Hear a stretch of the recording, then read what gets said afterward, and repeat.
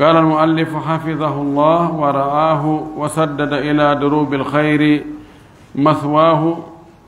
باب في أحكام الزكاة. لما كان من شرط حل الحيوان البري أن يكون مزكا الزكاة الشرعية، وأن ما لم تجر عليه تلك الزكاة يكون ميتة حراما، كان بحث الزكاة ومعرفة ما يلزم لها مهما جدا. يتي الله سبحانه وتعالى تدد مونو تو سيني دو حندو يتede yentori yo juulu ene laaɗo men Muhammad sallallahu alayhi wa sallam o mo nuli e meɗen sabu yurmede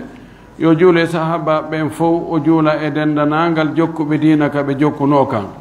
yo Allah jokki en kan diina, yo Allah tabintin en e Makka, yo Allah ƴettuto en kadi e nder Makka. Allahumma amin. walli fiɗon ɗo yo Allah rewno en renamo aynamo arsiken en fof battane moƴƴo naata en aljanna. emo jokkimo soggande en dambugal fi ñaameteji e jaramji dagiɗi ɗin. o yewti en gapiji buy ko tawata hihi no dagi. julɗo o darata tum fi himo faala hunde o ñaama nde, ma himo faala yarde hunde o yara nde.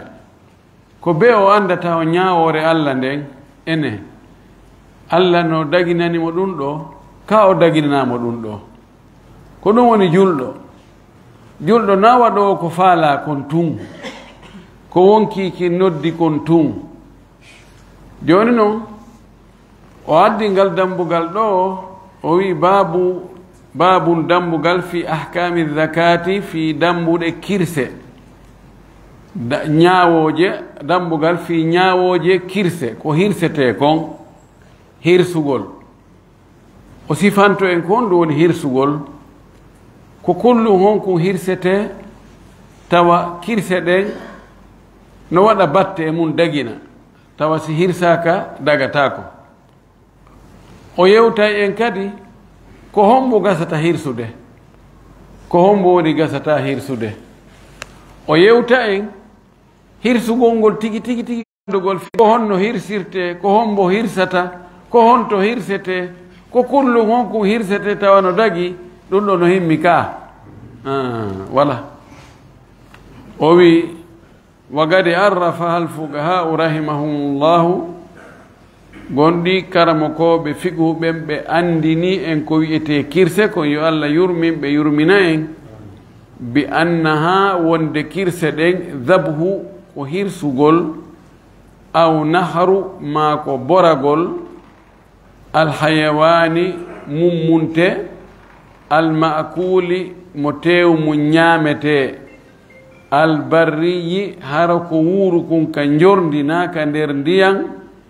tawa ko honno kun hirsira ma kun borora, bi qat'i hara ko taƴugol, hulqumihi konondol makkun on, wa mari'ihi e ɗaɗi daande makkun on. mari ko ɗi ɗaɗi wonay ɗiɗo ɗaɗi ƴiiƴan ɗin ɗo taƴugol ɗum ɗon. aw ma hara aqru ko soppugol, ko taƴugol, almumtani minhu kullum kun wawaka waɗanede ɗum ɗo, kun soppe kun barmine nokkugo. si tawi kun wawata ko wallinade kun hirse, kono ndongol taƴe, wadajuji ɗin ɗiɗi ma mariji ɗin ɗiɗi ɗiɗo ɗi taƴe. si ɗum ɗon ronki fes wano honɗum, wano kun murta few, ko kullum ne'ano kun, kono kun murta kun doga hande kadi. si kun haynike goɗɗo kun dogiray wa kulli, tawa impossible wawugol hendagol kun jogo kun wallina kun hirsa. wala kun aqru e mana imma fella kun, barmina kun kun yana, ma ɗum doga ha hewta kun soppa kun, ma fampo kun fiɗa kun. ɗum wiyete aqru. aqru e mana ko waɗugol kun ngol, ko barmingol kun barmi tawa kun wawata sottude hande kadi. ɗo haysi on tigi hewti tawi kum maayi si fewno ko on tigi fellata kum ma o bugotoku tawi o wi bisimillahi ɗon on ara lontike kirse ɗen o yewtoyay détail on yeeso inchallahu o wi summiyat bidhalika o wi ngol hirsugol innirama ɗum ɗo ahdan ka ƴettugol min al ma'na al lugawiyi immorde e ma'na haala arabu kan tigi id tawde azzakatu ko wiyete ɗum ɗo kirse fi lugati ka haala arabu itimamu shey'i ko timmingol huunde nden gaynutugol nde fes weyna zakahu ma zakkahu gayni fi mum se fini ƴetta ngol konngol ngol ɓe wowliray noon on gollitira noon hannde kadi hirsugol ngol o wi li anna dabha alhayawani sabu hirsugol mummunte hunkun mana muɗum ɗum ko firi tigi tigi mum itimamu zuhuqihi ko gaynutugol ittugol gaynugol fi mum wargol zahaga ko wargol fes zuhug ko gaynugol fi gurdam mum ɗam few qala taala allah towɗo o wi hurrimat alaykum lmaytatu waddamu wa lahmu lkhinziri wama uhilla li gayri llahi bihi haka aya on hatti ɗon ila qawli haka o wi illa ma dhakkaytum sina ko hirsuɗon kon o addi ɗo almunhanigatu walmawɓudatu wannatihatu wama akala assabu o wi illa ma dhakkaytum sina ko hirsuɗon kon o yittintinni kirse ɗen e ko o wino no harmi ay si a famali ko fanda ɗo adraktumuhu on tawi nden hunde ɗon on hewtike nde wa fihi no e mayre hayatum gurdan fa atmamtum on timmini zuhugahu ittugol wonki mum kin summa stumila dhalika refti ɗum ɗon gollitira hande kadi fi dabhi e hirsugol sawa'un foti non kana ɗum ɗon woni ba'da isabatin sabigatin ko ɓaawo fiɗegol heɓugol attingol isaba ko ɓaawo goɗɗum fiɗugol ɗum goɗɗum heɓugol ɗum hara ko ɗum ɗa joni hirsugol ngol ko timmintinnugol awibti da mara ko fuɗɗagol ko sincugol ari hunde waɗa wallina tun hirsa wandi arabu kamɓe hari siɓe wi kirse ko gaynutugol ko hunde nden nde yehi ha lutti seeɗa ni ɗo e nde maayo argon noon timmintinna ɗon ɓe inna ko kirse zakat zakkahu yani a tamma o timmini ko imma nawni no ha ronki lutti be maayo onti ara hirsa ɗon ɓe inna o timmini ma kulli ñaama goɗɗum ha lutta mayde nde onti ara hirsa ɗon kono joni konngol ngol gollitira hayso tawi ko kullum sellu kun ken hunde waɗa ku sa wallini kun a fuɗɗike a hirsi kun no ha a gayni few wiyete hande kadi ko timmintinnugol ko kirse wa hukmu azakati annaha lazimatun ñawore kirse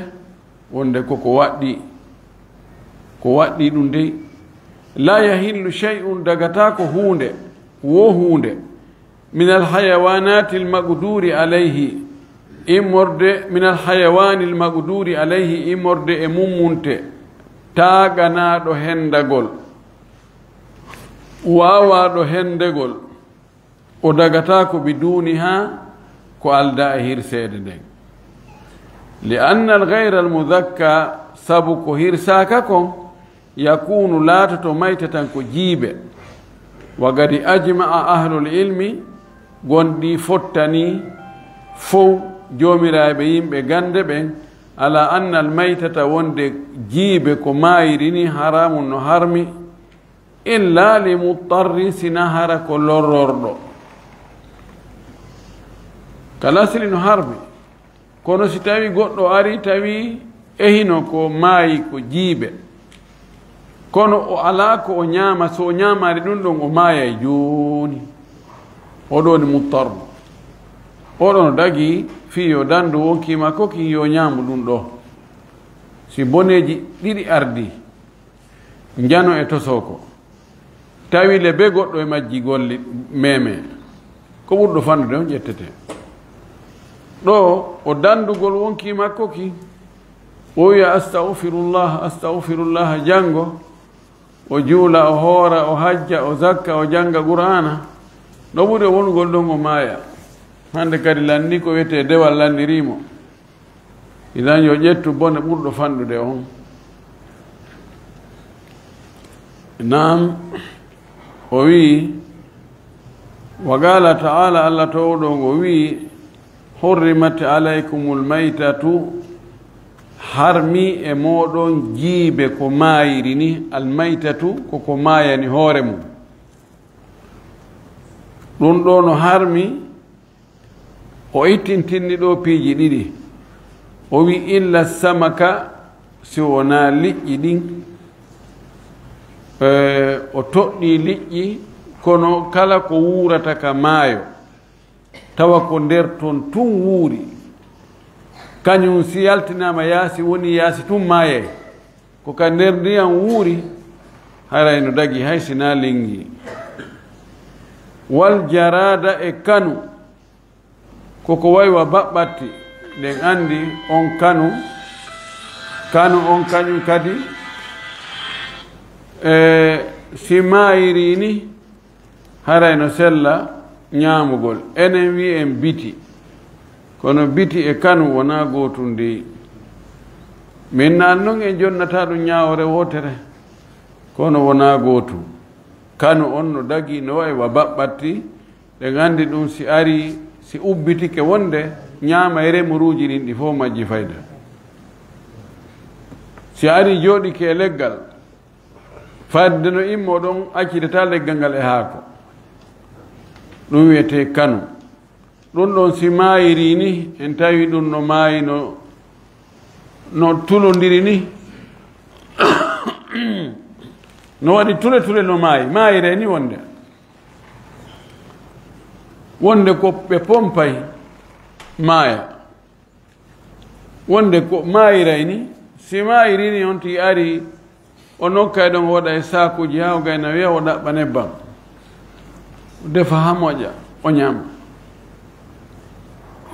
malikiyankoɓe kamɓe inni o siko ni maayirani hoore mum wona an a waɗa curki ɗum warɗa ɗum a waɗa poison a waɗali ndiyam wulɗan na an fus an amara junngo ton fiyo ɗum maayo maayirani ni tum hoore mum kamɓe ɓe inni ñamatake kono ko selli kon ñaamete hay si na an waɗi junngo e muɗum fiyo maayo ɗiɗo nelaɗo ittintinni ɗi o wi wa kullu ma la yaishu illa fil ma'i e dendanangal ko wawata wurugol sina ka nder ndiyam fa yahillu ɗum ɗon no dago biduni zakatin ko alda e hirsugol fes li hilli maytatihi sabu dagagol jiibe maayo ngon li hadith ibn umar sabu hadith mo abdullah ibn umar filli yarfa'uhu himo towni on hadis ha hewtini nelaɗo ɓe wi hon ɗum ɓe wi ene nelaɗo meɗen yaha ka maayo ɗo mi yooɓo ndiyam min yaha ndiyam ɗan landira men fayda tawa hande kadi si min wi men lottoɗan longal mo longal heeɓi e mum ma men salligo rayɗan men heɓata ko men yara hande kadi ene ɗan ndiyam maayo ko honno wiiɗa e ɗan yomen salligorɗan men lootoɗan longal nelaɗo maaki o hilla lana maytatani wa damani fa amma almaytatani o wi alhuutu waljaradu wa amma addamani falkabidu wattihali wa fi albahari o wi huwa altahuru ma'uhu alhillu maytatuhu ɓaawo landama fi ndiyam maayo ngan o inni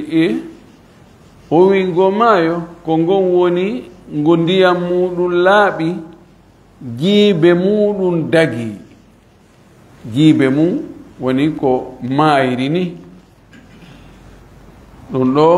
jumhuru en no ƴetti wonde ko maayiri ni ka nder maayo kon tawa ko nder tun wurata ɗum hino dagi ɗiɗo kadi jiibeji ɗiɗi almaki uhilla lana maytatani en daginanama jiibeji ɗiɗi maayirɗum ni o wi wadamani e ƴiiƴe ɗiɗi fa amma almaytatani amma jiibeji ɗin ɗiɗi ko maayiri ni alhuutu wal jaradu alhuutu ko lingi ko liƴƴi jani rokenji ɗin wal jaradu e kanuji ɗin no waywa baɓɓatti ɗum ɗo si maayiri ni e ñaamay no eɓɓa ɗon e huutu lingigi kala likkoy tosokoy koy janoy koy mukiji ɗin e kala wal jaradu e kanuji ɗin o wi wa amma damani amma ƴiiƴe ɗen ɗiɗi daganiɗe en ɗen fal kabidu ko heyre watti haalu e jope jope ɗen e heyre nden kala sili ko ƴiiƴam fendi ɗon ɗon kadi no dagi amma noon ƴiiƴan ko ɓe ƴettata kon ɓe forma hara ko ƴiiƴan laabuɗan pos ɓe naɓa ɗum ɓe formoya ɗum ha ɗum wawa wa heyre ɗum ɗon dagaki de kono heyre nden e jope ɗen ɗum ɗo no dagi joni noon ko woni ka maayo kulle buyno ka maayo kulle wonɗe ka maayo tawata sifa majje no ka leydi harmuɗe wana kosewi ndiyam no ton kosewi ɗi koseji ɗo no woodi ko wayi wa majji netti kono ko ka nder ndiyam woni kañum aske ɗin kadi no dagi ñaamugol si ɗi hirsaka ɗi maayirine ma hirsugol ɗi ɓay tun innama ko kosewi ndiyam ma ɓeyna insanul maa'i neɗɗo ndiyam no woodi ko woni ka nder ndiyam no wayi wa neɗɗo sa yi hoore nden hare no mari enɗi no mari koyɗe no mari juukoy sa yi a wiyay ko neɗɗo e nokkeeli goɗɗum no woodi ɗum ɗon kadi no dagi ñaamugol ka dagaki ñaamugol ñande goo ɓe landi imam maliki ɓeyni ene ko honɗum maako ɗon e kosewi ndiyam o wi na o wi ko kosewi ɓe wi ko kosewi o fanki buɗe o wolali gattum wawi ɗum o wi ko kosewi taaliba ɓen ɓe yeddodiri ɗo ɓe inni ɗo o harmi woɓɓe inni non o harminali wala kullin si tawi ko nder toon wuuri ko woni renta gongol ko angal ñaamugol si tawi no woni wa kosewi hay hunde ko seedi e kosewi ala woni renta gon ko angal ñaamugol ngol kono noon harma ɓaylaɗo maki maayo ngu huwa tahuru ma'uhu alhillu maytatuhu sen ari Abu Hanifa kanko wano ɗi rokenji liƴƴi jani kanko inni dagata ko sina hara ko goɗɗo waɗi sabu haɗi maayi si on ara ko magi piya mana men piya eno magi yani nete on si ɓirama magiji ɗin no haaɗi moƴƴi ma ƴettan ɗum men dembinoya ka diide ndiyam si ɗum dembinama toon nangodiri e ndiyam ɗan lingi yargi wongi feetay yeɓata hakkilande katangi dorogike men nanga awa ma e noone wo haysi ko poison waɗa ma ko ndiyam ɗan tappa moƴƴi waɗi ha sabu lingi ngi maayi Abu Hanifa wi hara hingi dagi kono kangi tungi mayani hoore maggi en anda ngi nawnu en anda ko honɗum wowari ngi ɓeyna attafi min alhuuti en ari tun en tawi ndiyan ɗan no doñi ngi addi baki ngi ka pencen kuɗli lingi roken wi molanangi peesa e wano kilo 300 on sikka roken jigo peesata ɗum peesa e ɓuri ɗum ko honno watte ngi Abu Hanifa en ni ngi dagaki luttuɓe ni o dalli wonde he ngi dagi sahabaɓe yahunoɓe ari ɓe tawi roken wi maayo ngon no puusi ngi addi ngi ha ka gaaɓe ngi no waali ñolali taw gi maayi tu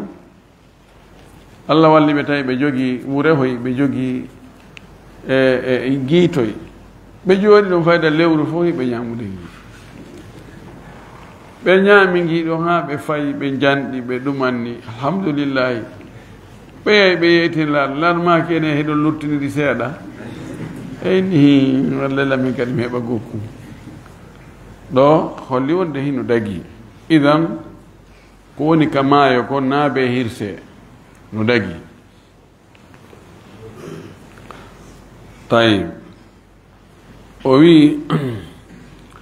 wa yushtaratu lildakati 4 shurutin no shartina noon fi hirsugol ngol fi kirse ɗen shartiji 4 ko ɗen ɗon ɗi shartiji 4 timmata si kirse ɗen ɗe konte الشرط الأول شرط أرنو أهلية المذكي كفدغول هندغول هيرسودون هيمو فدي هيرسوده كهمبوني وي بأن يكون فو سلتا إما قصد التذكية فاندار أن يهيرسوغول فيتودو ولا أن واندا يونده كوني غرده sularjo men bay kum bobohum men li adami l aqliyati fihim sabu wasugol haqqille ɗen e maɓɓe wala yahillu ma dakkahu kafirun wathaniyun aw majusiyun aw murtaddun aw quburiyun mimman yunadawna almawta o wi dagaki kadi ko hirsi neɗɗo keefeero harana e ahlul kitabi o jeeya ɗum woni wasaniyi rewowo sanam rewowo leggal ma hayre ma estati ma nagge ma kañum ɗo moƴƴinani hoore mum allah mum no rewa ɗon oɗo ko hirsi ko ɗum ñamatake aw majusiyum ma ko majusiyankoɓe ko rewa e ɓe yiite yimɓe iran lawnu hiɓe jogino yiite nge ɓe huɓɓuno ɓe inni ko satti wo ko satti nayo geɗano de ko allah men on ni si geɗani kadi haray allah men on maayi kono noon andi ɓe huɓɓuno ko ɓuri duuɓi wulure geɗanaki ko ngel ɗon ɓe arano ɓe uggino ɗon ɓe nuɗɗino ɓe inni wo allah ko allah ɗiɗo ko allah jalbendi e allah niwre allah niwre on ko allah mo moƴƴa allah jalbendi on woni allah moƴƴo o jogiiɓe sifa ɗum ɗon kadi ɓeeɗo kadi si ɓe hirsi ñamatake aw murtaddum ma yaltuɗo diina ko julɗo wonno kono o murti hay so o yahi noon e chrétien yaagal ma o yahi e juif yaagal puisque o qirratake kan diina toon o jaɓ hay so o hirsi ñamatake few so julɗo wonti chrétien jo so o hirsi ñamatake chrétien jo laslijo on si hirsi e ñamay kanko e mo qirra e diina makko kan law kono oɗa o iri e gonga o yahoyi e fenade o qirratake wone fenade nde aw guburiyum ma rewowo gabru mimman yunaduna almawta ɓen ɓe no nodda mayɓe ɓen wa yaluduna bil adrihati ɓe yaha ɓe faabo ɓe fattino e genale ɗen wa yatlubuna ɓe ɗaɓɓa min ashabiha e ɓen wonɓe ka genale ka gaburuji almadada yoɓe ɓeyduɓe yoɓe walluɓe yoɓe faaboɓe yoɓe tambitoɓe li anna hada shirkum akbar sabu ɗum ko shirku mawɗo enen ɗo sen wonanama ɗum e wiyay ɗum ko haala noon ɗum no woodi immotoɓe yaha e gaburu ɓe hewta ɓe inna kaari wonɗo ton on mi ari hay gooto alamo mi yakori sina an alamo mi tañƴinori sina an walla mi heɓa jawdi sa walla Allah mi perdi mi rewi reweteɗen fof mi ala ko ɗum si mi ari ha kama walla mi heɓa jiidi mi ƴetti mi heɓi duuɓi 3 4 5 mi heɓali ɓiɗɗo faabola mi heɓa ɓiɗɗo wallahi alladi la ilaha gayruhu no woodi wowloɓe ɗin e ɓuri ɗin wona wonde makko e defte mi jangi koy ko ɗi noppi an ɗo mi naniri e leyɗe arabu kadi ɓay sa nani hunde tawi no ngalɗini fayda wonde a yawgol ha yiya no ɓuri mahagol tun e ko yimɓe wooli ɓa yimɓe goo ɓe feƴƴintinnayi no ɓe toñay ɓe woni ɓe ɗumannoto komi yahi ɗo misra mi yahi ha mi hewtoy kawete ataba ɗon kaɓe inni hoore alhuseyni nden ko ɗon surra mi naati ka nder juulirde konnguɗi ɗi mi nani ɗon ɗin hay fir'auna wolata ɓuri ɗingoy bon e yeddugol Allah min mi sikkano piyayɗo tiinde e leydi no wawi wowlugol ɗum kaari mi ari si ko an tummi hoolori si a waɗana Allah hunde kaari haray fi an boni ko ɗum tun addinmi miɗo iwi ha nokku kaari ay shirku ɓurɗum ɗo ko ɗum si woɓɓe yida joni ɓuɓuri yuna yimɓe gona wigol kori ko ɗum ɗo kori ko ɗum ɗa ɓe toñay ɓe woni ɓe no heefoɗɗinni julɓe ɗaki si yahi ha tawi goɗɗo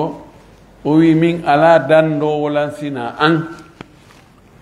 ala okkorowo lansina an tawi ɗum na Allah a wi ɗum na shirku hara min mi anda ko honɗum woni shirku kama mi yahi Sudan mi feddeji mi tawi jaka suufiyankoɓe men ɓen ɗo ko lootiraɓe awa maaje temedere saƴƴitira jaaliba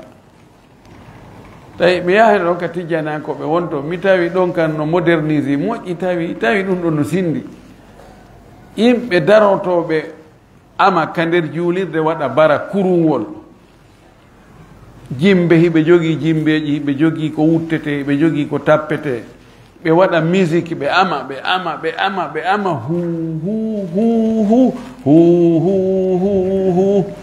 ama ɓe yaha ɓe tappidira juuɗe ɓe arta kadi ɓe ama ɗon hande wotere goɗɗo firifirinno yo waɗa taaro fillo hande wotere ka hakkude kuro wiya to gonson o yana fo wiya iskin o pitipitinno ɗon hande wotere o hawto o inna annabaɓe ɓen fuu ɓe rewi yeeso an ɗo milla ɗum adama ila muhammadin marrat bi silsilatul anbiya'i wona wondema ko goɗɗo fillanimi gogo komi yiyani hoore am marrat bi silsilatul anbiya'i min ladun adama ila muhammadin kulluhum yaqra'una alaykum salama ɓe fof hiɓe salminama ɓe hiwro nando si sanala e moɗon fof ɓe feƴƴi ɗo fof iskin allahu akbar nden ñande haray yani tigi on haray bara on lanni no woodi e qadiriyankoɓe e sammaniyankoɓe mi yi ɗum ɗon mi yiri ɗe guite an ɗo min tami ar ha nokku mi hoota hara koye goɗɗo fillanoɗan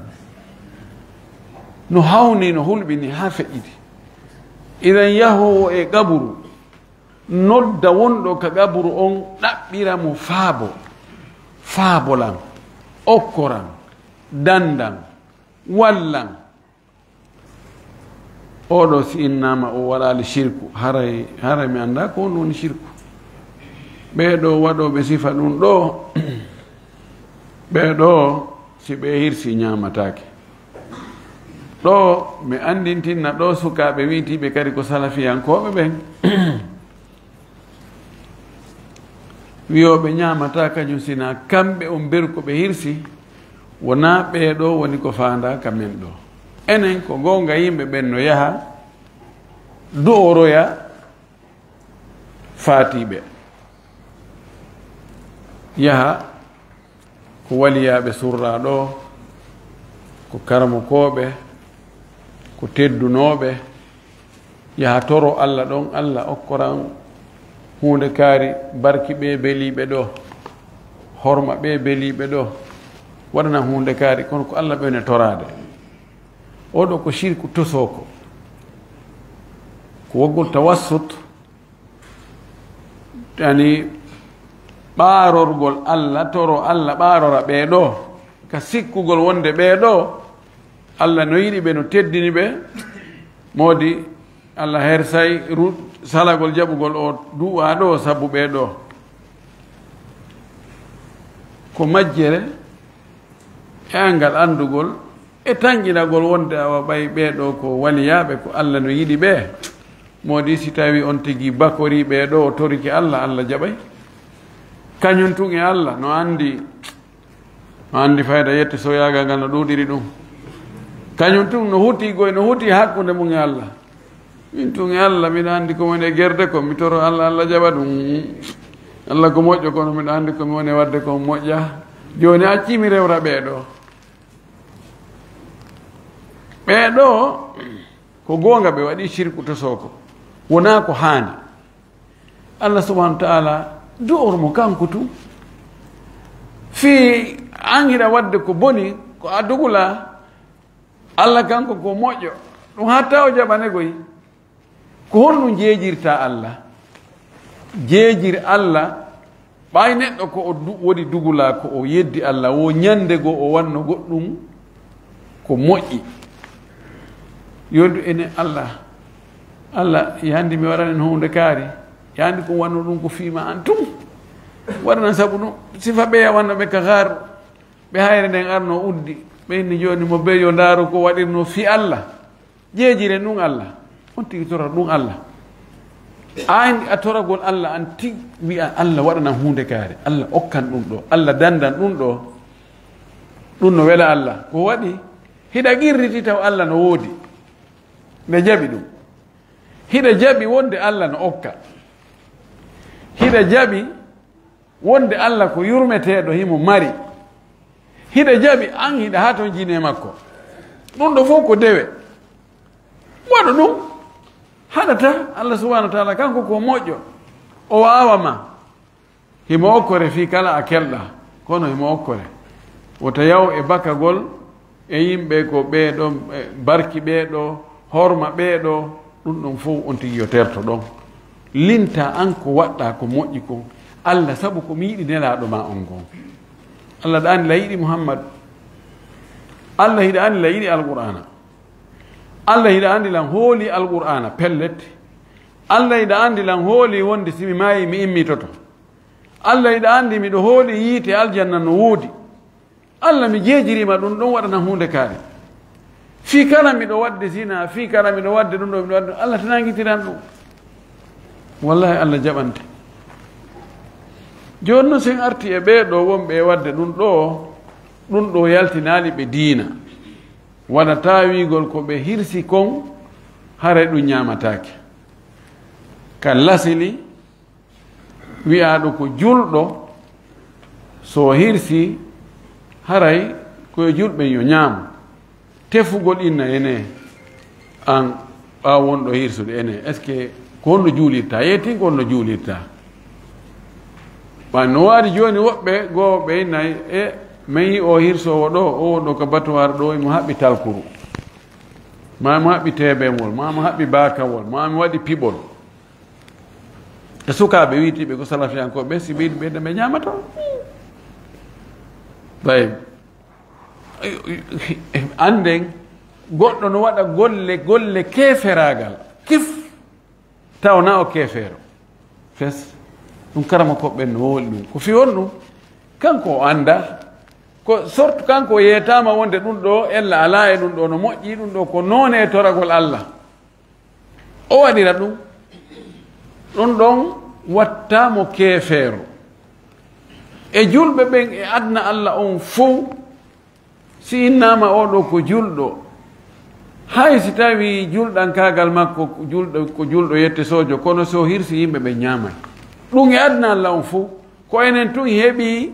sukaɓe ɗo wiyoɓe nonono si tawi na enen on hirsi harayta on tigui ñamuɓe ko yimɓe shirku ko yimɓe ɗumanotoɓe ɓe ko faljere yoɓe yilto e ɗum si tawi hay oɗo wi'uɗo Allah ko tato annasarajo wiiɗo Allah ko tato Allah no mari ɓiɗɗo hay on ɗon si o hirsi e wiyama ye ñaamu pellati ko on ɗon ɓuri bonde alhaali edi ɓe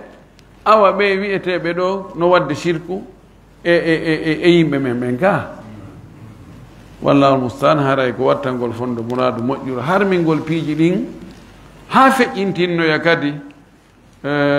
haray ko ella nam o wi ɗo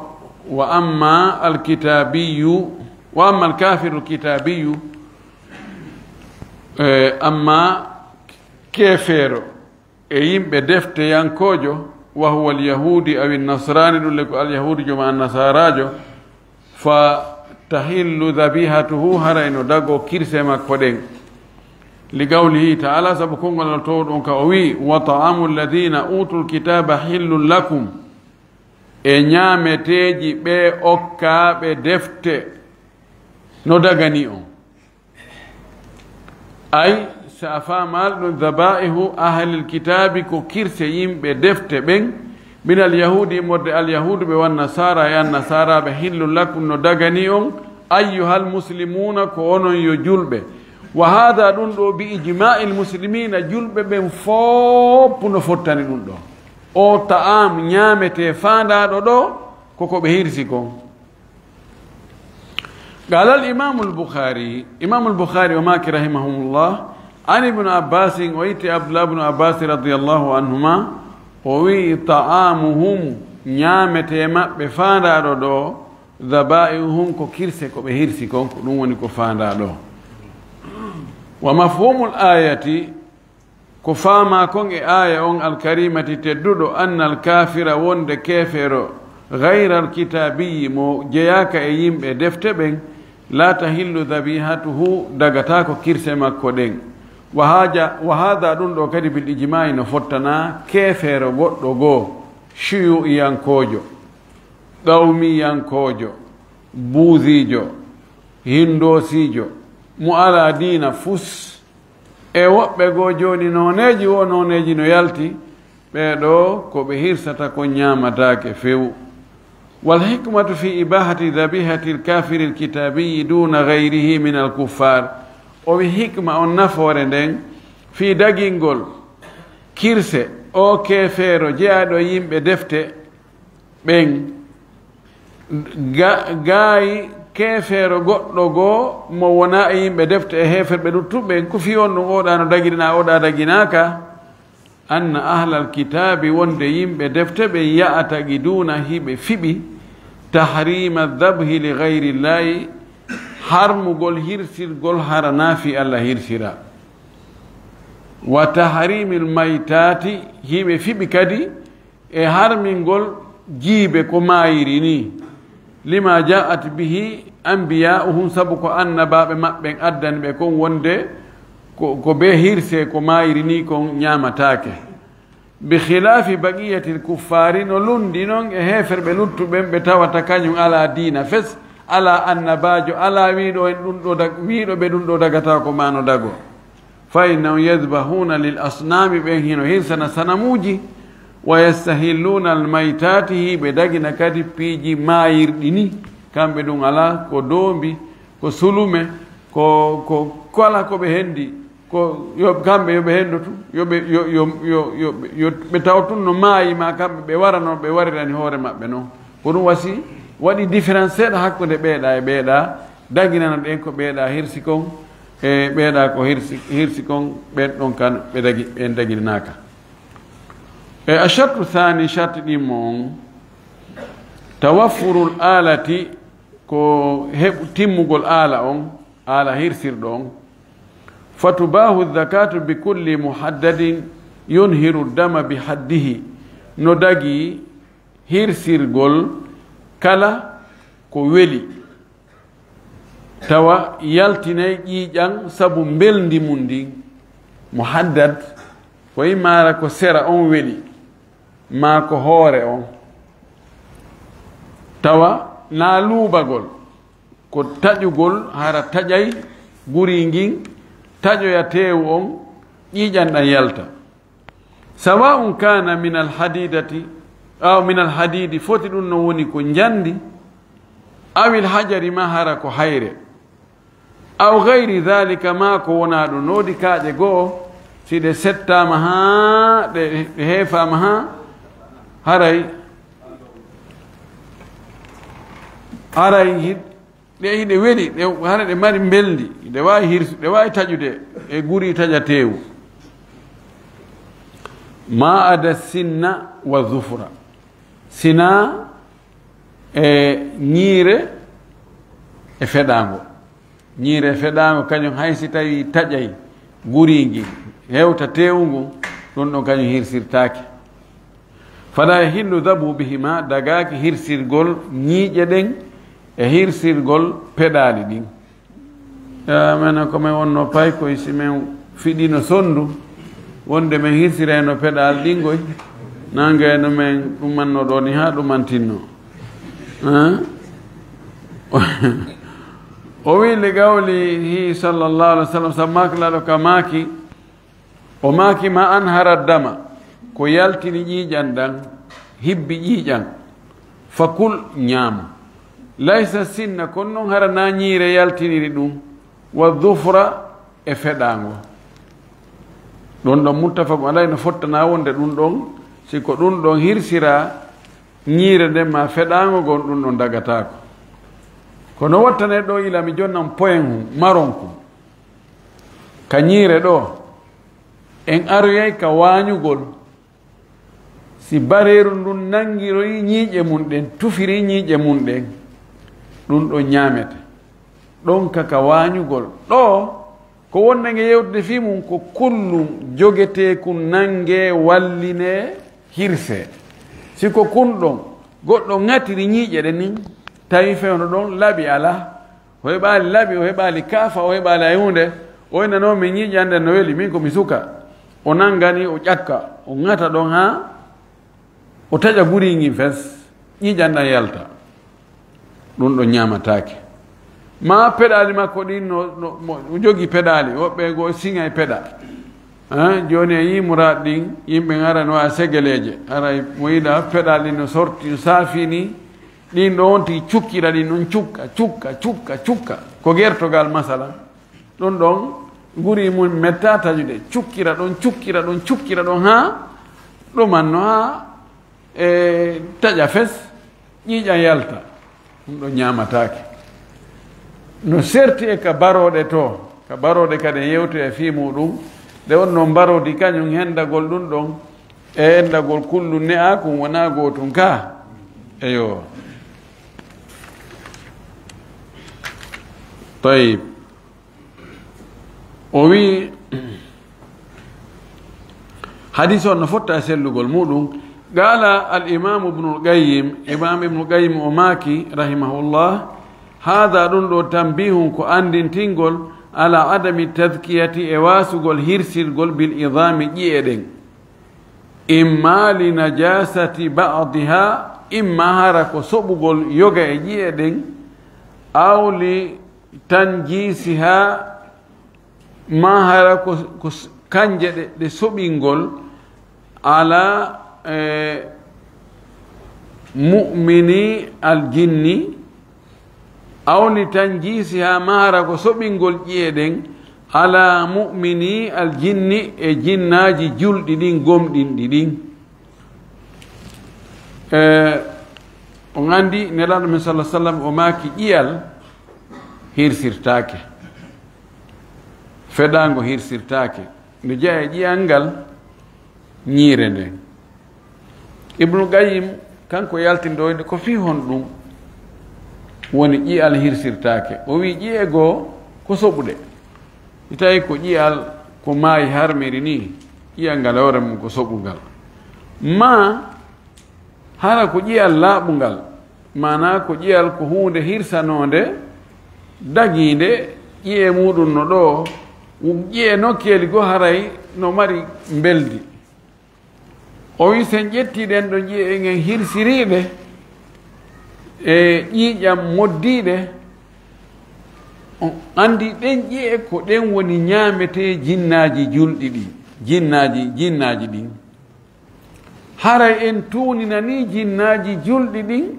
ñaamete majji on ko ɗum himo rentini en wonte wota goɗɗo tuuni ƴiyal wota mo fittora ƴiyal wonta mo fittora kadi jaañe o maaki ko ɗum woni ñaamete siɓɓe moɗon ka jinnaji hiɗi ñaama ɗum kanji joni noon ɓay enen en yiɗa ñaamete meɗen goɗɗo moddina ɗum ɗon ƴiiƴam ma moddina ɗum ɗon soɓe kanji kadi to en waɗanɗi ɗum ko ɗum o faandi ɗo kanko Ibnu Qayyim o wi no gasa hara ko sabu ɗum no gasa hara ko sabu no gasa fata kadi na sabu ɗum de o wi wo tamamul hadis o wi ka timmode hadis o maaki wasa uhaddisukum mi yewtay on kadi an gayri dhalika goɗɗum ngo ko wona ɗum o wi amma sinnu amma ñiire nden fa admum ɗum ko ƴiyal ay dhalika ɗum ɗo admum ko ƴiyal fala yahillu dabhu bihi dagaki hirsirgol ƴiyal ngal wa qala o maaki kadi wa amma dufru amma feɗango ngon fa mudyu alhabashati ko ɗum woni laɓoy yimɓe habashiyankoɓen habash alhabasha ɗum ko Éthiopie lawnu ko noon wiyetene ko habasha wo ɓen kamɓe ko peɗali ɗin fayda ko ɗum ɓe wanno laɗɗe ko ɗum ɓe hirsirayno o wi ko ɗum waɗi ɗum ɗon nelaɗo haɗi ɗum ɗon ay fa sikkinul habashati wo ko laɓi habashiyankoɓen fala yahillu dabuhu bihi hara e dagaki hirsirgol ɗiɗo dambugal ngal no juuti en gaynatangal ɗo hannde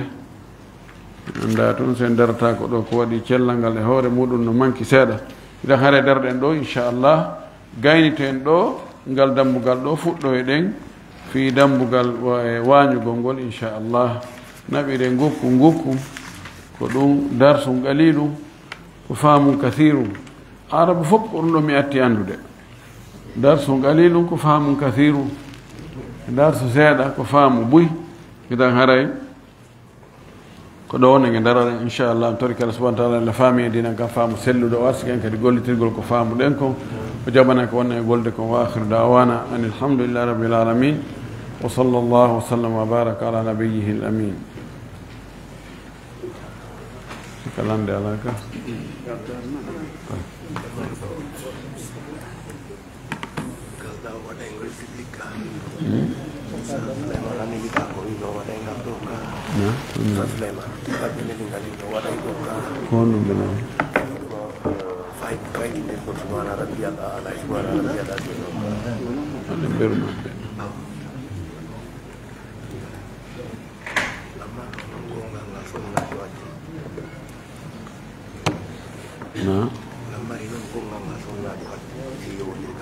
ɗen ɗogi yon jogi ɗo e karama koɓe kadi ɓe sella oustad Souleymane Koloma Diallo gueli aray ɓe opére guite maɓɓe ɗen aray heɓuɗo feere wawi darogol ɓe o ma nodda ɓe ɓete ma waɗana ɓe duwa inchallah ɓe ha to jine duwa o jasakumllahu heyran